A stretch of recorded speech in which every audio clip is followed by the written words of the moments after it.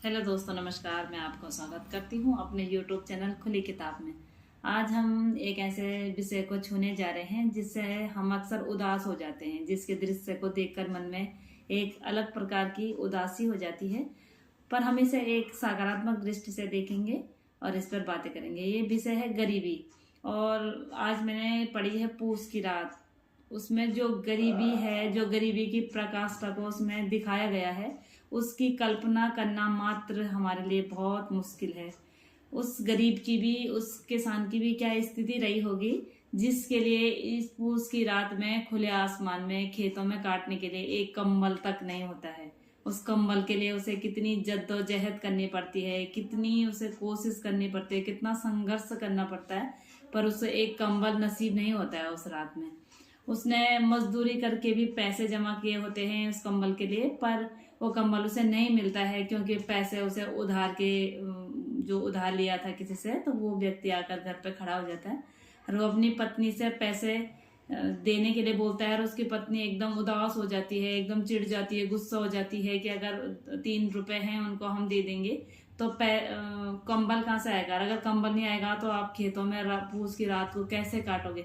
ये उस कंबल की बात थी जो पूस की रात के लिए, खेत के लिए चाहिए था। घर की और पत्नी की, बच्चों की कैसी कंडीशन रही होगी, उनके पास कैसे कपड़े रहे होंगे, उन्होंने रात कैसी गुजारी होगी। मुंशी प्रेमचंद हिंदी साहित्य के अद्वितीय लेखकों में से एक हैं। उनका लेखन समाज में वंचित वर्ग और विशेष रूप से किसानों की गरीबी और गरीबी के जीवन की यथार्थता को उजागर करते हैं। इस कहानी में भी उन्होंने कठोर सच्चाई का चित्रण किया है, जिसमें गरीबी को केवल भौतिक स्थिति ही नहीं बताया है, उन्हें मानसिक और भावनात्मक बोझ भी बताया है। कहानी में किसान की स्थिति को देखते हुए हर दिन उसके आमदनी का एक हिस्सा भी ऐसा नहीं होता है कि जो उन्हें भरपेट खाने के लिए पर्याप्त लगे। रात सोने की कोशिश करता है, लेकिन चिंता, भूख, ठंड सब कुछ उसके पीछे होती है, जिससे वो चैन की नींद भी नहीं सो पाता है। बेरोजगारी और दीनहीनता ही उसकी इतनी ग्रसित हो जाती है कि किसान अपनी गरीबी की काली परछाई से बाहर निकलने के लिए तड़पता रहता है। वो मजबूर हो जाता है, लेकिन वहां से बाहर नहीं निकल पाता है। इसी के माध्यम से गरीबी केवल एक समस्या ही नहीं है, बल्कि एक सामाजिक बीमारी भी है। यह किसान अपनी पत्नी और बच्चों के सामने लज्जित होना पड़ता है। उसकी आंखों की में जो असुरक्षा होती है, जो निराशा होती है, वो साफ चमक रही होती है। मुंशी जी बताते हैं कि गरीबी में आशा के किरण भी होते हैं, और जो गरीब होते हैं उनके मन में एक आशा भी होती है।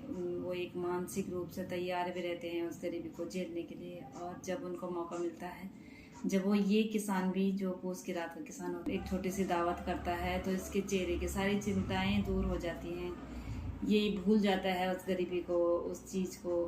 और इससे हमें ये भी शिक्षा मिलती है कि हर चीज़ के लिए मानसिक दबाव लेना जरूरी नहीं है।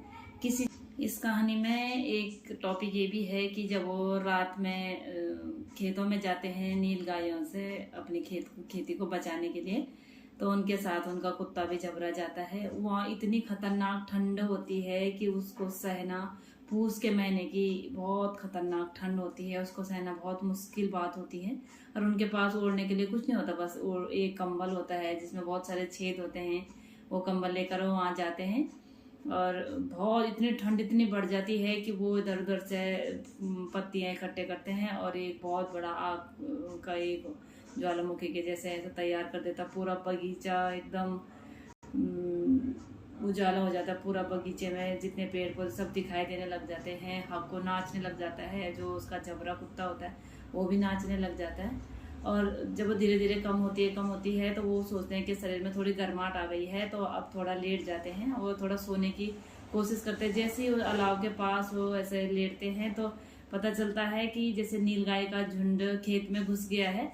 ये आवाज़ साफ साफ आ रही थी गायों के चलने की, और उनके उस खेत को चरने की आवाज़ भी आ रही थी। झबरा भौंकने लग जाता है, लेकिन हक को एकदम उस हकीकत को भ्रम का नाम देकर उस अलाव के पास से उठने की जैसे हिम्मत नहीं करता है, और अपने क्षणिक सुख के लिए बहुत सारा जो उसका इतने टाइम की कमाई थी, जिस कमाई पर सब कुछ टिका हुआ था कि कुछ खरीदेंगे, कुछ लाएंगे, कुछ पूर्ति करेंगे परिवार के लिए, वो सब व्यर्थ हो जाता है क्योंकि नील गाय आकर पूरे खेत को ध्वस्त कर देती है। झबरा जाता है, भौंकता है, देखता है, लेकिन उसको फर्क नहीं पड़ता है। वो उड़ता है, 2 कदम चलता है, लेकिन इतनी खतरनाक ठंड होती है, झोंका इतना तेज आता है कि उसे ऐसा लगता है कि इस ठंड में जाना शायद मैं मर जाने के बराबर होगा। तो वो रुक जाता है और वहीं पर बैठ, वो अलाव के पास ही लेट जाता है। सुबह जब उसकी पत्नी आती है और देखती है कि नीलगायों ने पूरा खेत खत्म कर दिया है, तो उसे उसका दुख का कोई अंत नहीं होता है। वो बहुत दुखी हो जाती है, आती है वहां पर, उसको उठाती है। तब तक वो हक को सोए रहते हैं, उठाती है और बोलती है कि उठो और देखो खेत की क्या हालत हो रखी है, ऐसा भी भला कोई सोता है, ऐसा कैसे सो सकते हो। और वो, उसको सब पता होता है आपको कि आज रात गायों ने सबको समाप्त कर दिया है, लेकिन एकदम अनजान बनकर बोलता है कि तुझे क्या पता, कल रात इतना तेज मेरे पेट में दर्द उठा कि मैं मरते मरते बचा हूँ, और तुझे अपनी खेत की पड़ी हुई है, कैसे करके मैंने अपने को बचाया रात में, कैसे करके मैं यहाँ पर बैठा हूँ, कैसे मैं जिंदा हुआ हूँ रात में। तो वो एकदम बहाना बनाने लग जाता है और उसकी पत्नी फूट फूट कर रोती है कि कहाँ से जमींदार को पैसे देंगे, माल गुजारी कैसे देंगे। अब हमें माल गुजारी वो होती है जो जमीन के मालिक को देना होता है, तो उसके लिए भी मजदूरी करनी पड़ेगी और तब देना पड़ेगा। तो वो बोलती है कि जा करके बोलो उनसे कि नील गायों ने खेत खराब कर दिया, खत्म कर दिया, तो हमारे पास कुछ नहीं बचा है, बर्बाद हो गया है। तो वो बोलता है कि नहीं, उनको तो कोई जरूरत ही नहीं पड़ी, हम जिंदा रहें, हम मरें, कुछ भी करें, हमें तो सिर्फ वही चाहिए, माल गुजारी तो चाहिए, तो चाहिए, उसके लिए कोई रियायत नहीं हो सकती है, वो तो हमें देनी ही पड़ेगी। उसकी पत्नी रोने लग जाती है। फिर वो थोड़ा ऐसा समझाने की कोशिश करता है कि अब जो हुआ सो हुआ, क्या ही कर सकते हैं। तो कहानी में बहुत सारे ऐसे वो हैं कि जो मन को एकदम हिला कर रख देते हैं, एकदम सोचने की शक्ति को ऐसे बना देते हैं कि सन्न हो जाएगा आदमी। मतलब कोई गरीबी में इतना खतरनाक, उस टाइम की कैसी गरीबी रही होगी कि जो उनको इतना ज्यादा सहन करना पड़ रहा था।